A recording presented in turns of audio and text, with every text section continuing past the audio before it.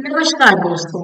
हिंदी साहित्य जगत के मंच से मैं स्वाति कुमारी आप सभी दोस्तों का हार्दिक हार्दिक स्वागत करती हूँ, अभिनंदन करती हूँ।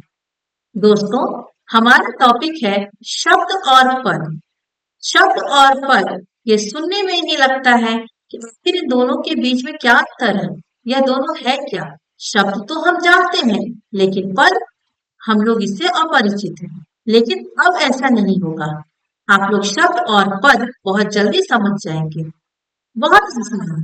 शब्द दो या दो से अधिक वर्णों के सार्थक मेल को शब्द कहते हैं। जब दो या दो से अधिक वर्ण आपस में मिलते हैं तो उससे शब्द बनता है। उदाहरण, जल, ज, ल। ये दो अलग अलग वर्ण हैं और आपस में मिले हैं तो बन गए जल। कमल, कमल।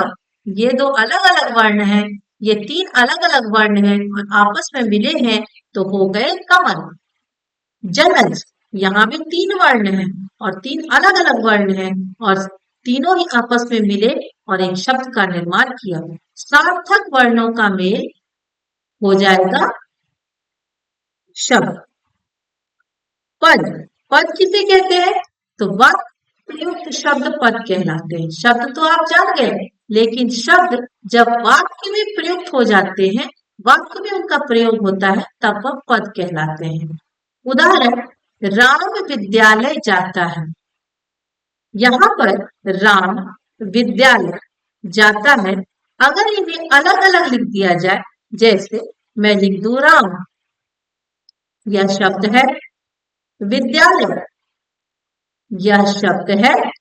और जाता है, यह भी मैं अलग लिख दूं, जिसका एक दूसरे के साथ कोई संबंध नहीं, तो यह हो गए शब्द।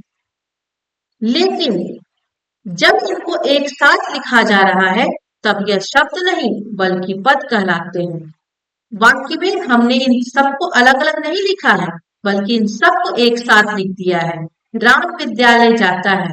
तो अब जब ये सारे शब्द वाक्य में प्रयुक्त हो चुके हैं, सभी मिलकर एक वाक्य का निर्माण कर चुके हैं, तो वाक्य में जब इसका प्रयोग हुआ तो वाक्य में प्रयुक्त शब्द पद कहलाते हैं। शब्द और पद में क्या अंतर है? तो शब्द स्वतंत्र होता है और पद वाक्य में जुड़े होते हैं। वर्णों के सार्थक मेल से शब्द बनता है और शब्द जब वाक्य में प्रयुक्त हो जाता है तब वह पद कहलाता है। शब्द और पद में यही अंतर है।